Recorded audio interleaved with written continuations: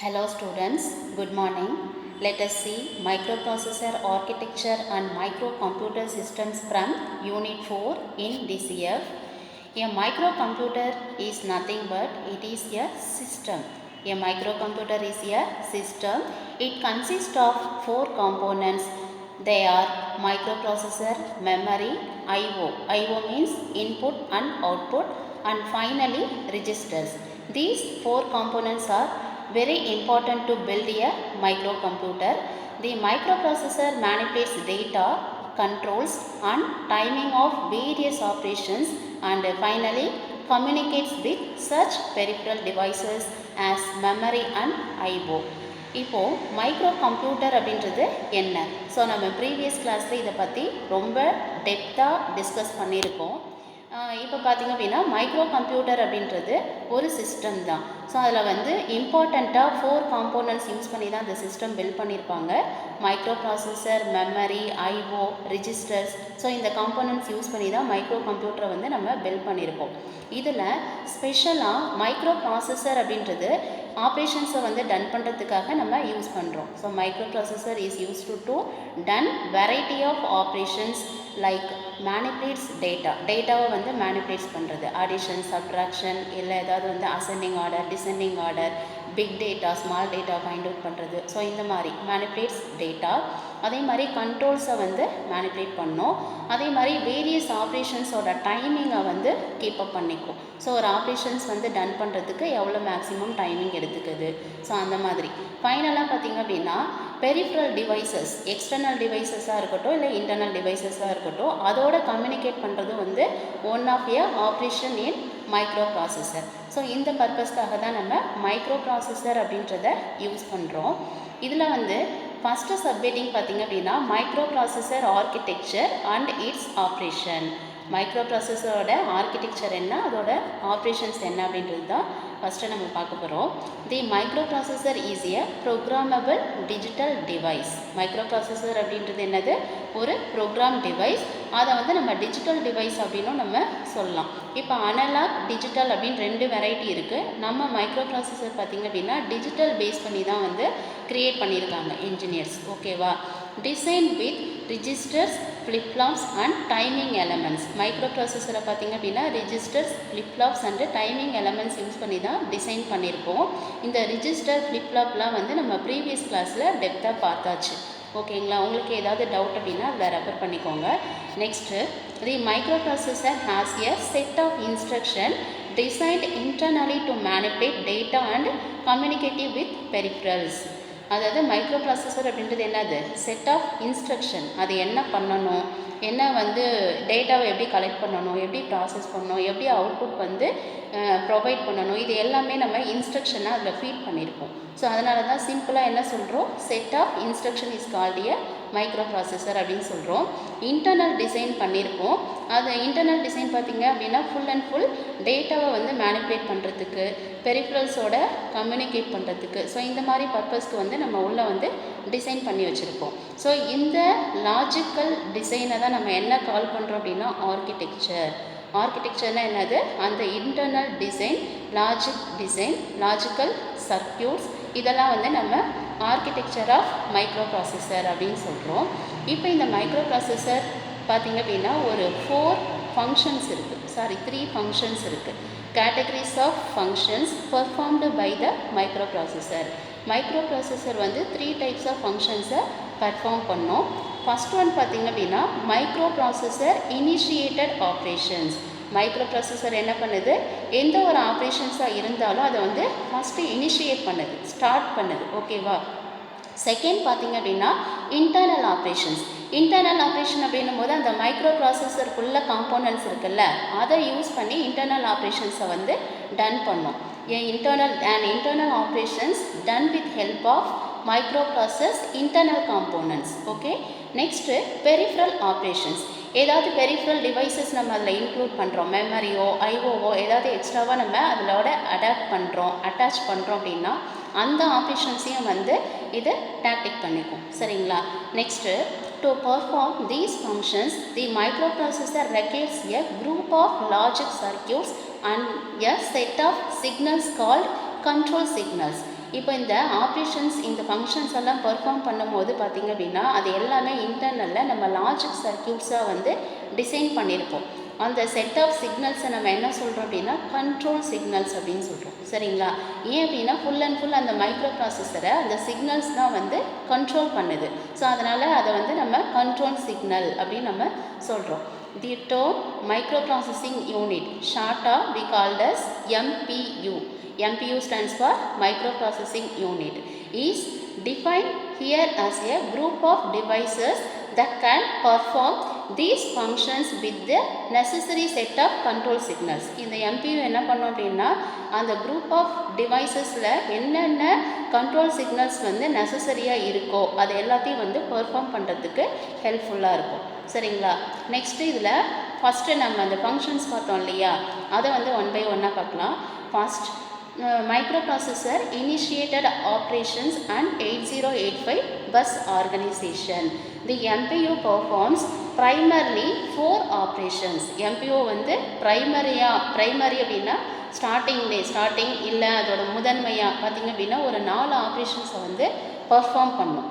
இது வந்து ப்ரைமரி. அடிஷ்னலாக ஆப்ரேஷன்ஸ் வேணும் அப்படின்னா நம்ம என்ன பண்ணிக்கலாம், அந்த MPU வந்து ரீடிசைன் பண்ணிக்கலாம். சரிங்களா?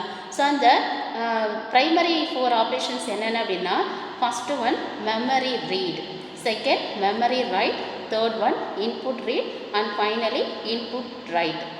These 4 operations are primary operations in MPU. MPUவில் இருக்கிற primary operations. இந்த ஃபஸ்ட் ஆப்ரேஷனில் என்ன பண்ணோம் அப்படின்னா இதிலே கொடுத்துருக்காங்க பாருங்கள் டெஃபினேஷன். மெமரி ரீட் அப்படின்னா ரீட்ஸ் டேட்டா ஃப்ரம் மெமரி. மெமரியில் இருக்கிற டேட்டாவை வந்து ஜஸ்ட் ரீட் பண்ணுது. என்ன பர்பஸ் பார்த்திங்கன்னா டு பெர்ஃபார்மிங் சம் ஆப்ரேஷன்ஸ். ஏதோ ஒரு ஆப்ரேஷன்ஸை பெர்ஃபார்ம் பண்ணுறதுக்காக மெமரியில் இருக்கிற டேட்டாவை ரீட் பண்ணுற ஆப்ரேஷனோட நேம் என்னது, மெமரி ரீட். மெமரி ரைட் அப்படின்னா writes data from input devices. மெமரியிலேருந்து ரீட் பண்ணதை இன்புட் டிவைசஸ்க்கு சென்ட் பண்ணணும். அங்கே சென்ட் பண்ணுற அந்த ப்ராசஸை தான் வந்து நம்ம ரைட்ஸ் அப்படின்னு சொல்லி நம்ம கால் பண்ணுறோம். Third input read. Input read பார்த்திங்க அப்படின்னா accepts data from input devices. Input devices நான் என்ன சொல்லியிருக்கேன், example keyboard, mouse, joystick, scanner, இந்த மாதிரி நிறைய இன்புட் டிவைசஸ் சொல்லியிருக்கேன். அந்த டிவைசஸ்லேருந்து நம்ம கொடுக்குற டேட்டாவை வந்து அக்செப்ட் பண்ணுறதுக்கு பேர் என்னது, இன்புட் ரீட். சரிங்களா? ஃபைனலாக பார்த்திங்க அப்படின்னா இன்புட் ரைட். அக்செப்ட் பண்ண டேட்டாவை என்ன பண்ணணும், அவுட்புட் டிவைசஸ் வந்து சென்ட் பண்ணணும். ஸோ அந்த ஃபங்க்ஷனை என்ன கால் பண்ணுறோம் அப்படின்னா input write. Sends data to output devices. Output டிவைசஸ்க்கு நம்ம இன்புட் டிவைசஸ்லேருந்து ரீட் பண்ண டேட்டாவை அங்கே நம்ம சென்ட் பண்ணுறோம். அந்த ப்ராசஸோட ஃபங்க்ஷன் என்ன அப்படின்னா இன்புட் ரைட். ஸோ இந்த மாதிரி வந்து 4 ப்ரைமரி ஃபங்க்ஷன்ஸ் இருக்குது. நெக்ஸ்ட்டு பாருங்கள், all these operations are part of communication process between MPU and peripheral devices. So இந்த ஆப்ரேஷன்ஸ் எல்லாமே பார்த்திங்க அப்படின்னா எதை பேஸ் பண்ணி இருக்கும் அப்படின்னா MPUவும் அண்டு பெரிஃபரல் டிவைசஸ். அடிஷ்னலாக நம்ம எதாவது அட்டாச் பண்ணுறோம் அப்படின்னா அந்த devices plus MPU micro processing unit இது ரெண்டையும் பேஸ் பண்ணி டிபெண்ட் பண்ணி தான் இருக்கும். சரிங்களா? To communicate with a peripheral or memory location, the MPU needs to perform the following steps. இப்போ MPU வந்து சில ஸ்டெப்ஸை ஃபாலோ பண்ணாதான் பெரிஃபரல் அதாவது மெமரி லொக்கேஷனை வந்து என்ன பண்ண முடியும், அக்செப்ட் பண்ண முடியும். ஸோ அந்த மெமரி லொக்கேஷனுக்கு அக்செப்ட் பண்ண முடியும். ஸோ இந்த ஸ்டெப்ஸ் பார்த்திங்க அப்படின்னா step 1 identify the peripheral or the memory location with its address. அதாவது மெமரி லொக்கேஷன் எங்கே இருக்குது அப்படின்னு சொல்லிட்டு அந்த அட்ரஸை வந்து ஃபஸ்ட்டு ஐடென்டிஃபை பண்ணணும். இதுதான் step 1. Step 2 transfer binary information. Data or instruction எதுவாக இருந்தாலும் அதை வந்து பைனரி இன்ஃபர்மேஷனாக கன்வெர்ட் பண்ணி அதை ட்ரான்ஸ்ஃபர் பண்ணணும். சரிங்களா? ட்ரான்ஸ்ஃபர் மீன்ஸ் என்னது, ஒரு இடத்துலேருந்து இன்னொரு இடத்துக்கு சென்ட் பண்ணுறது தான். So step 3 provide timing or synchronization signals. அதாவது டைமிங் என்ன, அந்த ப்ராசஸிங் டைமிங் என்ன அப்படின்றத ப்ரொவைட் பண்ணோம். சிங்க்ரனைசேஷன் சிக்னல்ஸ் அதாவது ஒரு ஆப்ரேஷன்ஸை வந்து ஒர்க் பண்ணுறதுக்கு மோர் தென் 1 சிக்னல்ஸ் வந்து ஒரே டைமில் ஒர்க் ஆகணும் அப்படின்னா அதுதான் வந்து சிங்க்ரனைசேஷன் அப்படின்னு சொல்கிறோம். இப்போ எக்ஸாம்பிள் பார்த்திங்க அப்படின்னா நம்ம ஒரு சாங் ப்ளே பண்ணுறோம், வீடியோ அந்த ஆடியோ ரெண்டுமே பார்த்திங்க அப்படின்னா ஒரே மாதிரி சிங்க் ஆகி வரணும். ஸோ ரெண்டும் பார்த்திங்க அப்படின்னா சேம் டைமில் ப்ளே ஆகணும். ஸோ இதை தான் வந்து நம்ம சிங்க்ரனைசேஷன் அப்படின்னு சொல்லுவோம். இப்போ என்ன அப்படின்னா அந்த ஆப்ரேஷன்ஸை வந்து டன் பண்ணுறதுக்காக யூஸ் பண்ணுற சிக்னல்ஸ் வந்து மோர் தென் 1 இருக்குது அப்படின்னா எல்லாமே அட் ஏ டைமில் சிங்க்ரனைஸ் ஆகிட்டு ஒர்க் ஆகணும். சரிங்களா? இதுதான் வந்து ஸ்டெப் 3. ஸோ இந்த 3 ஸ்டெப்ஸ் பார்த்திங்க அப்படின்னா கம்யூனிகேஷன் லைன்ஸ் கால்டு பஸ்ஸஸ். இந்த 3 ஸ்டெப்ஸும் வந்து ஒரே டைமில் இன்வால்வ் ஆகி ஒர்க் ஆகிறது வந்து பஸ்ஸஸில் தான் ஒர்க் ஆகும். இந்த பஸ்ஸஸ் பார்த்திங்க அப்படின்னா 3 பஸ்ஸஸ் இருக்குது. என்ன அப்படின்னா address bus, data bus, control bus. அந்த ஆர்கிடெக்சர் டயக்ராமில் இதை நம்ம பார்ப்போம். 3 பஸ்ஸஸ் வந்து நம்ம ஆர்கிடெக்சர் டயக்ராமில் யூஸ் பண்ணியிருப்போம். 3 பஸ்ஸஸ்மே வந்து எல்லா ஆப்ரேஷன்ஸையும் வந்து பர்ஃபார்ம் பண்ணும்போது யூஸ் ஆகும். சரிங்களா? ஸோ இப்போ இதில் ஃபஸ்ட்டு அட்ரஸ் பஸ். அட்ரஸ் பஸ்னால் என்னது? The address bus is a group of 16 lines generally identified as A0 to A15. Address bus அப்படின்றது வந்து ஒரு 16 லைன்ஸில் வந்து பில்ட் பண்ணியிருப்பாங்க. ஆர்கிடெக்சர் டயக்ராமில் பார்த்திங்க அப்படின்னா 16 லைன்ஸில் ஃபார்ம் பண்ணியிருப்போம். அந்த லைன் 1 பார்த்திங்க அப்படின்னா A0ல் ஸ்டார்ட் ஆகிட்டு லைன் 16 வந்து A15ல் முடியும்.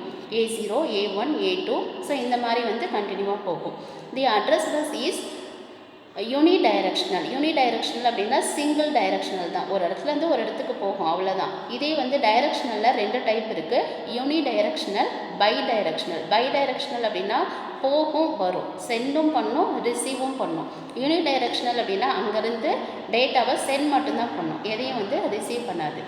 Bits flow in one direction from the MPU to peripheral devices. So அந்த டைரக்ஷன் எப்படி இருக்கும் அப்படின்னா MPUலேருந்து பெரிஃபரல் டிவைசஸ்க்கு போகிற மாதிரி ஒரே ஒரு யூனிடைரக்ஷனல் தான் வந்து இருக்கும்.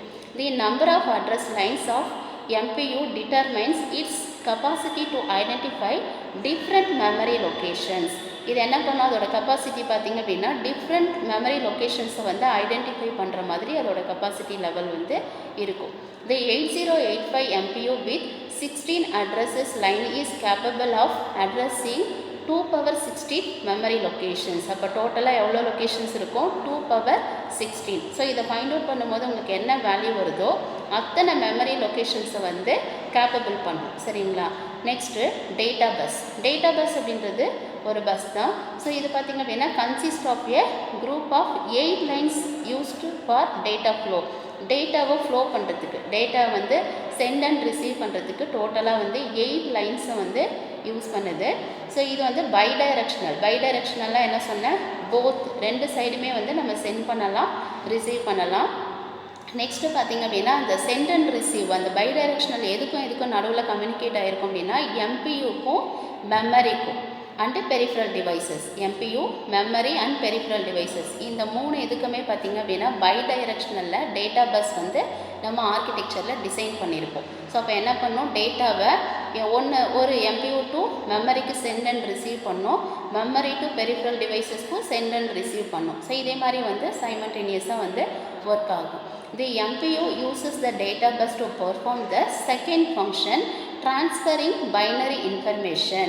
ஸோ transferring binary information அப்படின்னா ஒரிஜினல் டேட்டாவை வந்து என்னது பைனரி இன்ஃபர்மேஷனாக வந்து ட்ரான்ஸ்ஃபர் பண்ணுறது தான். ஸோ அந்த ஃபங்க்ஷனுக்கு வந்து இந்த டேட்டா பஸ் வந்து ரொம்ப யூஸ்ஃபுல்லாக இருக்கும்.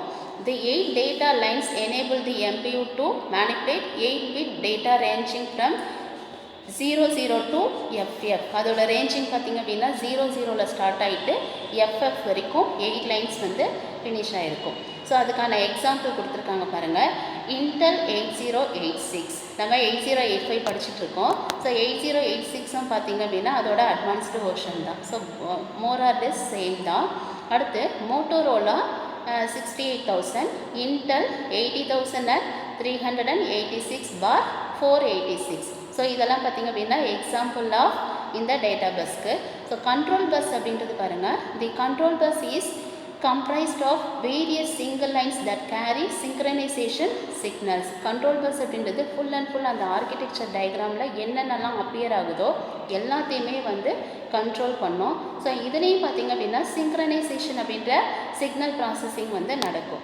தி MPU uses these lines to provide timing signals to MPU generate specific control signals for every operation it performs. ஒவ்வொரு ஆப்ரேஷன் பர்ஃபார்ம் பண்ணும் போதும் இந்த கண்ட்ரோல் பஸ் வந்து ஆக்டிவேஷனில் இருக்கும். ஸோ அதோட ஒர்க் என்னவோ அதை வந்து ப்ராப்பராக செஞ்சுட்டே இருக்கும். ஸோ இதுதான் ஆர்கிடெக்சர் டயக்ராம். இந்த டயக்ராம் பாருங்கள். 8085 பஸ் ஸ்ட்ரக்சர். நம்ம 3 பஸ்ஸு பார்த்தோம். என்னென்ன bus? Address bus, data bus, control bus. இந்த ஆர்கிடெக்சரில் அந்த பஸ்ஸெல்லாம் எப்படி யூஸ் ஆகுது பாருங்கள்.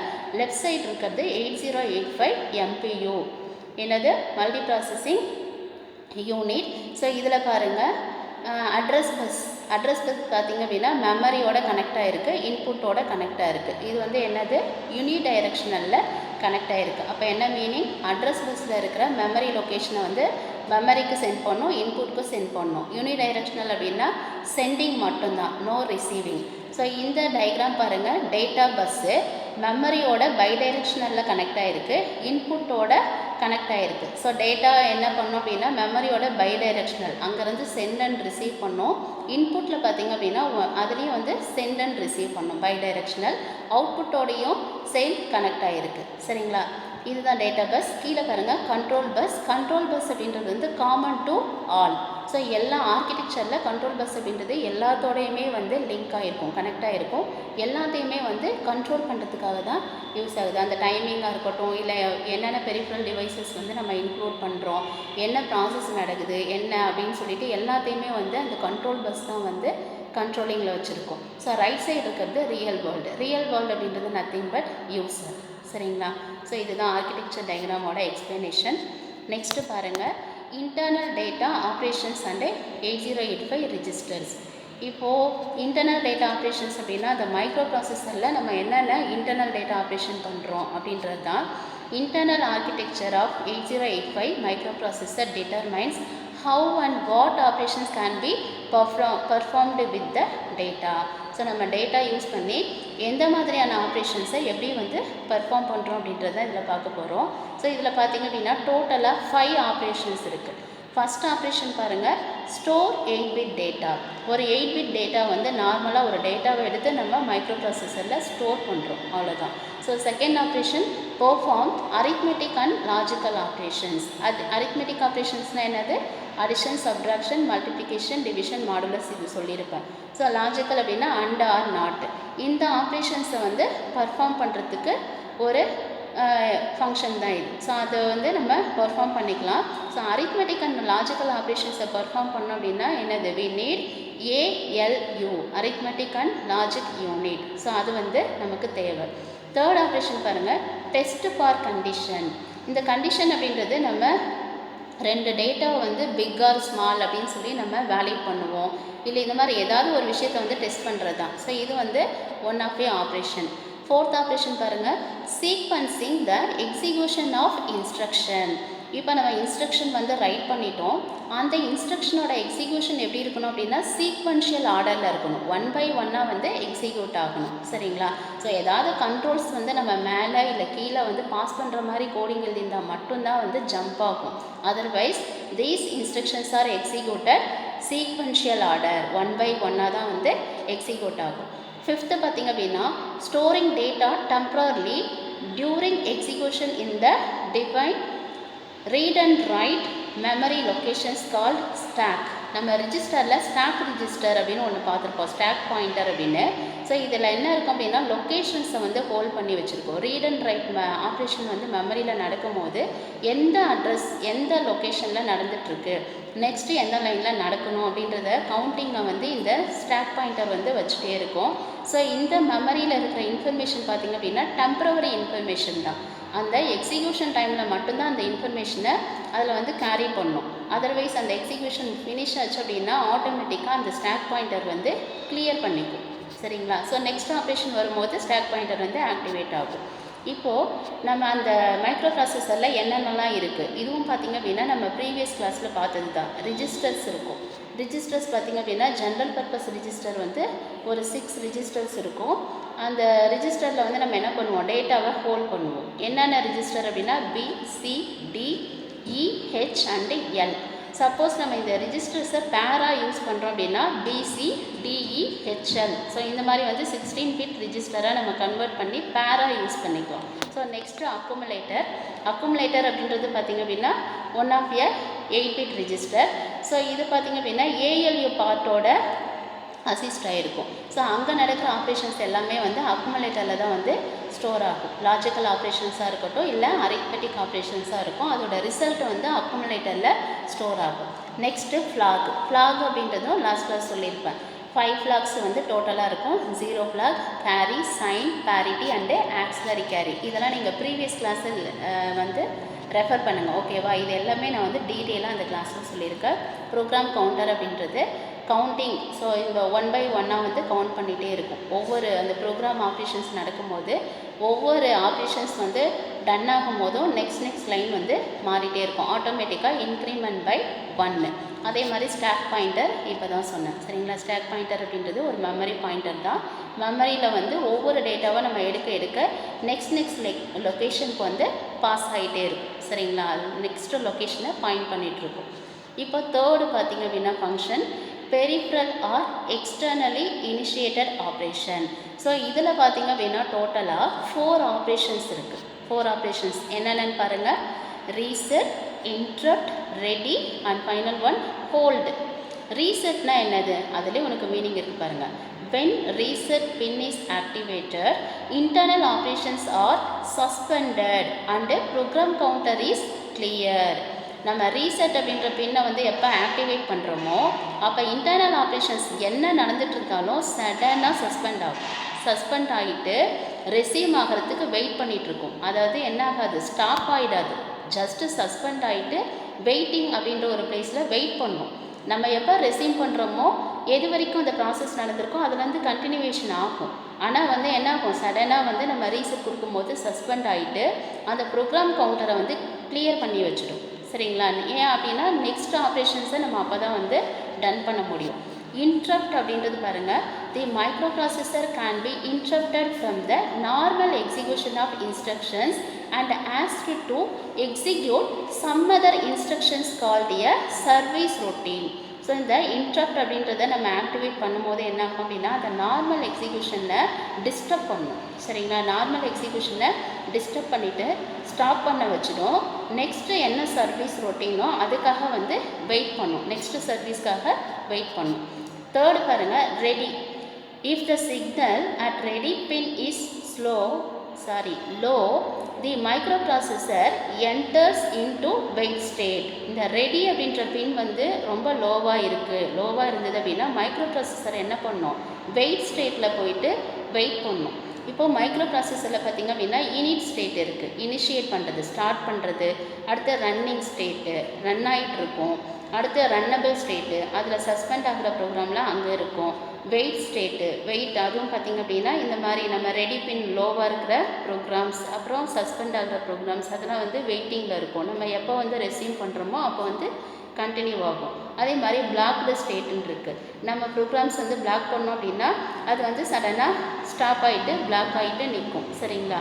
அதே மாதிரி ஸ்டாப்பு, ஃபைனல் ஒன்று வந்து எண்டு ஸ்டேட்டுன்னு இருக்குது. நம்ம ஸ்டாப் பண்ணோம் அப்படின்னா ப்ரோக்ராம் எது வரைக்கும் வந்து ப்ராசஸ் ஆகிருக்கோ அதோடு ஸ்டாப் ஆகிடும். ஸோ இந்த மாதிரி different states available in micro processor. அதில் ரெடி அப்படின்றது one of a state. So இந்த பின்னை நம்ம லோ பண்ணும்போது ஆட்டோமேட்டிக்காக மைக்ரோ ப்ராசஸரில் இருக்கிற ஆப்ரேஷன் எங்கே என்டர் ஆகும், வெயிட் ஸ்டேட்டில் என்டர் ஆகும். ஹோல்டு அப்படின்றது ஒன் ஆஃப் எ பின். இந்த பின்னை ஆக்டிவேட் பண்ணும்போது the micro processor relinquished control of buses and allows external peripheral to use them. So இது என்ன ஆகும் அப்படின்னா அந்த பஸ்ஸஸ்லேருந்து உடனே வந்து வெளியில் எக்ஸிட் ஆகிடும். ஸோ பஸ்ஸஸ் என்னென்ன பஸ்ஸஸ் இருக்குது, address bus, data bus, control bus, இதோட வந்து கனெக்ட் ஆகிருக்கும். ஏன் அப்படின்னா ஆப்ரேஷன்ஸ் நடக்கும்போது அட்ரஸ் பஸ்லேருந்து மெமரி லொக்கேஷன் தேவைப்படும், டேட்டா பஸ்லேருந்து பைனரி டேட்டா தேவைப்படும். அதே மாதிரி கண்ட்ரோல் பஸ் வந்து ஃபுல் ஆப்ரேஷன்ஸை வந்து கண்ட்ரோல் பண்ணுறதுக்கு யூஸ் ஆகும். ஸோ இதோட கனெக்ஷனில் இருக்கிற அந்த மைக்ரோ ப்ராசஸர் என்ன ஆகும், சடனாக டிஸ்கனெக்ட் ஆகிட்டு எக்ஸ்டர்னல் பெரிஃபரல் வந்து யூஸ் பண்ணுறதுக்கு அலோவ் பண்ணும். எக்ஸ்டர்னல் பெரிஃபரல் அப்படின்னா அதில் இருக்கிற டிசைன் இல்லாமல் நம்ம எக்ஸ்டர்னலாக ஏதாவது டிவைசஸை வந்து ஆட் பண்ணுறது. அது மெமரியாக இருக்கலாம், ஐஓவாக இருக்கலாம், இல்லை எனி அதர் டிவைசஸ். ஸோ அந்த எக்ஸ்டர்னல் டிவைசஸ் வந்து மைக்ரோ ப்ராசஸரை யூஸ் பண்ணுறதுக்கு அலோவ் பண்ணும். ஸோ இந்த ஸ்டேட் தான் வந்து ஹோல்டு. ஸோ இந்த மாதிரி peripheral are extremely initiated operations பார்த்திங்க அப்படின்னா டோட்டலாக 4 இருக்குது. Reset, interrupt, ready, hold. So இதோட பார்த்திங்க அப்படின்னா இந்த டாபிக் வந்து கம்ப்ளீட் ஆகுது. Okay friends, thank you.